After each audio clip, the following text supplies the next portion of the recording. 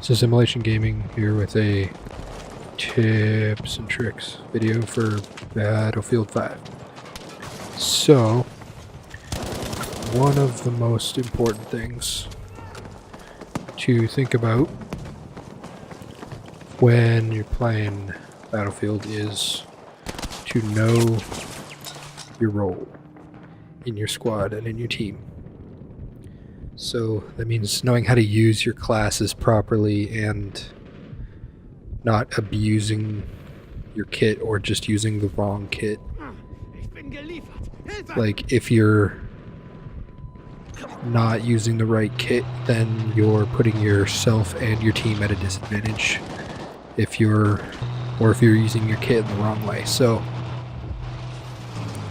if you're using the assault kit, you're supposed to be rushing the enemy vehicles and taking out their tanks, using explosives to protect your team from your enemy's vehicles. So you get rid of their tanks or just stay on the objectives and play the game normally until your enemies call in tanks or have tanks or vehicles around. Then you should be destroying the vehicles before they do a lot of damage to your team. If you're playing as a medic class, it should be pretty obvious to some, but the medic class is responsible for keeping their team alive. So if that's not what you're doing, then you probably shouldn't be playing the medic class just because you think the SMGs are cool and you want to use the Thompson or want the MP40. If you're just going to ignore revives and not give out medkits, then you're putting your team at a huge disadvantage and you're interfering with your team winning the match. The medic does get a lot of cool weapons though, like the MP40 and the Thompson, but your job as a medic is still to keep your team alive. So if you're not doing that, then you're abusing the medic class. If you're not helping out your team and supplying them with bandages and med crates when their health's low and reviving them when they're bleeding out, then you're just being an asshole to your team. And you're probably going to piss off a lot of players when they see that you're a medic 2 meters from them, down on the ground, dying, bleeding out like this. You can't see it right now, but it will tell you when there's a medic close by. And you can see them too, like this guy here, he's running up here. And there's an enemy there that's probably going to take him out, yep. So you can see,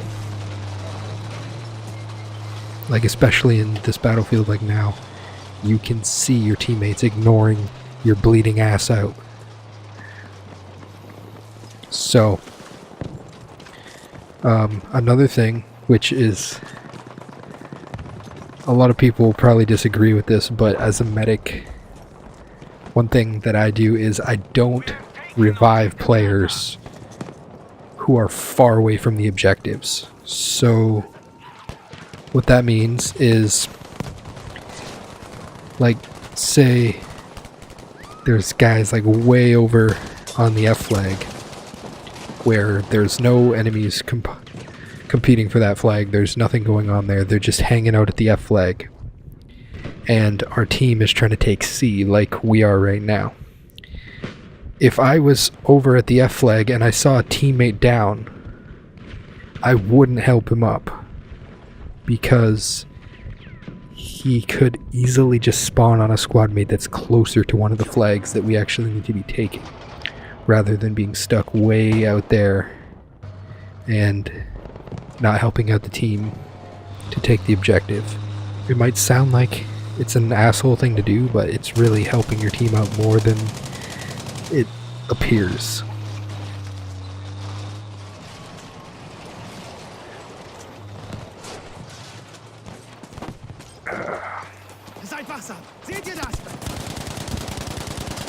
I'm not really doing very much in this tank over here.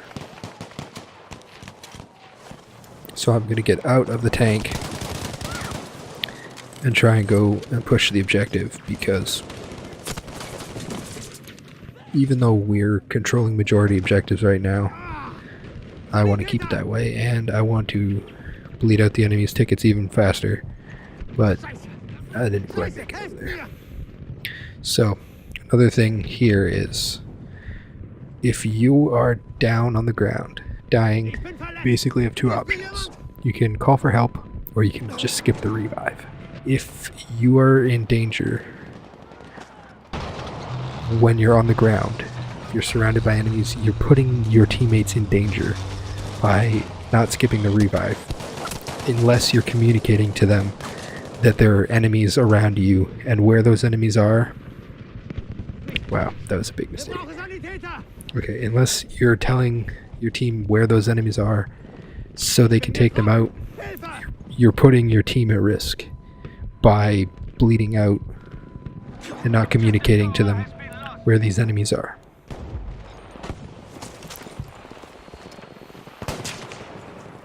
Another thing that I already mentioned, but like this guy here, he's basically camping, and he just died. But so these guys here are camping. Like, if one of these guys were to die, even though I'm like technically right here and I'm able to help them up, I wouldn't, just because they're so far away and they're ignoring the objective. So by reviving them and rewarding their camping and ignoring the objective is putting your team like at a disadvantage. It sounds like being an asshole, but it's helping the team out. So it's good to ignore teammates that need revives if they're far, far away from the objectives. The support class. Support's responsible for repairing vehicles, building static weapons, and keeping their teammates stocked up on ammo.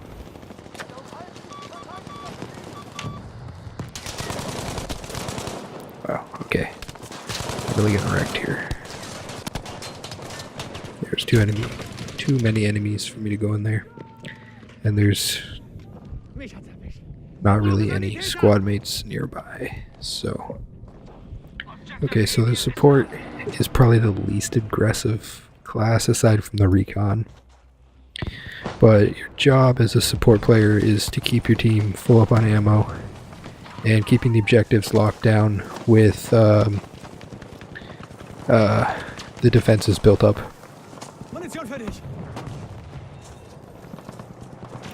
Another thing is the anti-tank mines, which... this is not the proper way to use them, but... and he even saw me planting them down, so...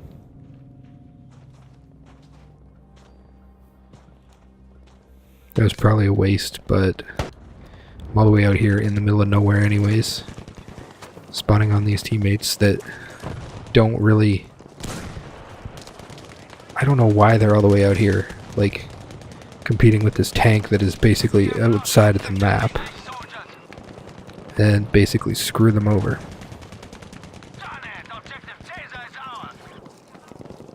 See, now I'm getting hit by this tank because I spawned on them so far out of the map.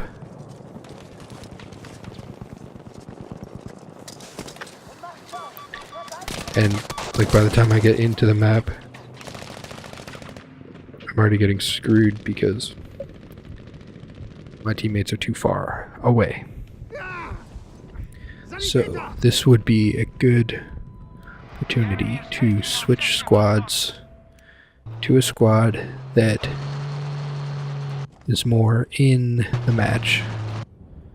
Like this guy who's securing the objective. Like, if you're playing with friends, like, that's normally not something you do, but if you're playing solo, then don't be afraid to switch to another squad if your squad is being a bunch of idiots camping outside the map or not being anywhere near any of the objectives, because it's only hurting your team when you're trying to play the objective and you're stuck on a team with players that are so far away from the objective that spawning on them is actually putting you at a disadvantage. Okay, so the last kit in the game is the recon kit, which is like more popularly known as the sniper kit, because it's the kit that gets all the sniper rifles. So it's probably one of the most campiest kits in the game when it's used incorrectly. And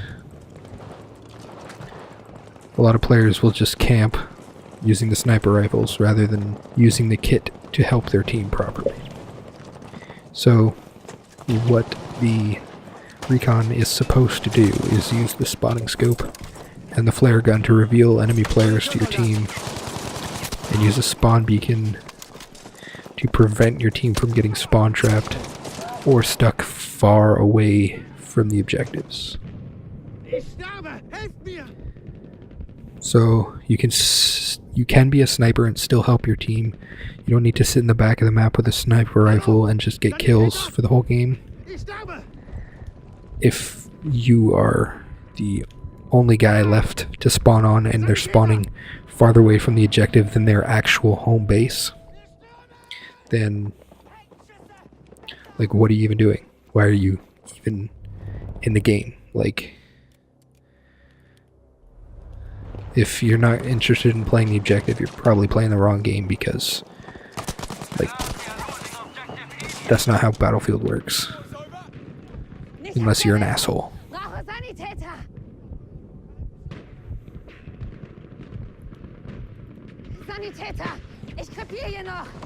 Okay, that guy saw me, so I'm gonna bail.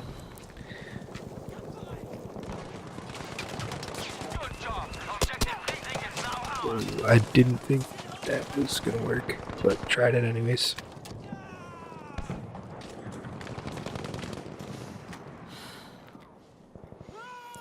Okay, so another thing like that you do as a recon player is use the spotting scope and the flares.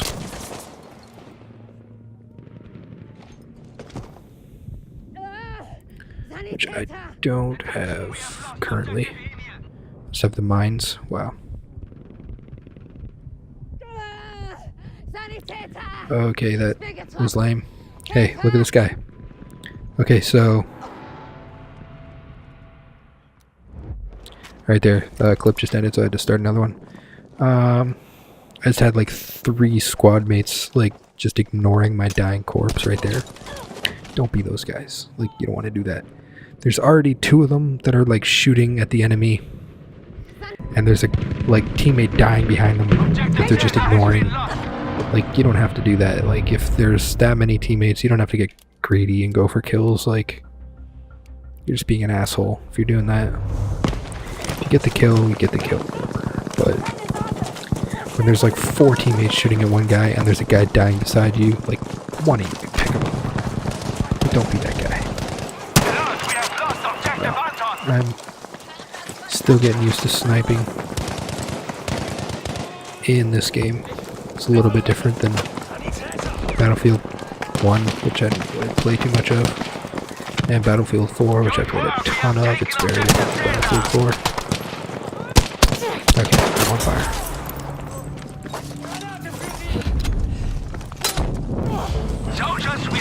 So, even though I'm recon and I have a sniper rifle, I'm still going to try and push the objectives, which is not always the smartest thing to do when you have a long-range scoped gun like this, because you can just make things really difficult for you. But when your team is like behind and you don't have as many flags, you gotta do like something. Yeah, I see a sniper in the distance here. Oh, I see his shots coming, but I don't actually see where this actual sniper is. So I'm gonna be careful and try and move up slowly. I think he's gone, but right. So I'm gonna move slowly towards the objectives. Oh, I hear bullets flying.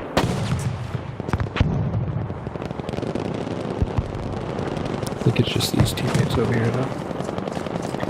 Okay, so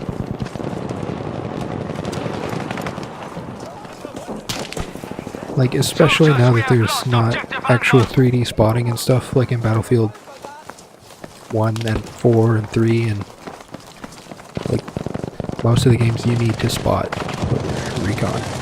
You need to show enemy players to your team. I can't really hit them from here. So if you, oh damn, wasn't paying attention. Correct. Okay, most importantly though, like even with all these kits and everything consideration, and like knowing how to use your kit, knowing your role in your team, in your squad, the most important thing is still that you need to play the objective. Like this isn't Call of Duty, this isn't like Fortnite or whatever the kids are playing. Like you need to play the objective and you need to keep your team alive. As I die, I say that as I just died. Okay, so you need to help your team win the match. That's what like your job is to win the match. Doesn't matter if you have 37 kills or if you have 5 kills. If you're not helping your team, you're an asshole. We have now taken objective Dora. So, it doesn't matter if you're the guy with like 50 kills and less than 10 deaths, or if you're the guy with 10 kills and more than 50 deaths. If your team loses because you didn't defend or capture a single objective, it's your fault. It doesn't matter if you have 50 kills. If you're not capturing objectives, then you're hurting your team.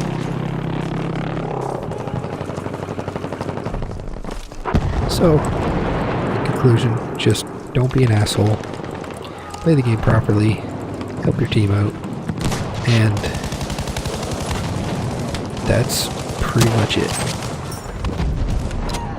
So, if you found this entertaining or amusing, you can always hit the like button, subscribe, which I may or may not continue to put out these weird videos. Oh, I hit this guy. Okay. I'm gonna try and go in for the kill. No, I have a guy shooting me there. Got him. And I'm almost dead. But I made it. Okay. So, yeah, like I was saying, I may or may not continue to make videos or anything like that. I might play a lot of other games too, so I might make some other videos of some other games, but for the most part, I just started playing this. Like, you can see my rank is rank 18. I just got this game last week, but I've been playing Battlefield for a long time. I'm like over 100 Battlefield 4. Didn't play a lot of Battlefield 1, and I got Colonel 15 twice in Battlefield 3. Once on Xbox, once on PS3. I was about level 20 on PS3, which I played more like when that game kind of ended, so I got to play a lot of Battlefield. Whoa, look at this guy. So, play a lot of other games too, but so I might make some more videos at some point. So, if this helped you out at all, or if you just found it funny, or whatever, then yeah, feel free to like this video and subscribe for more videos. Thanks for watching.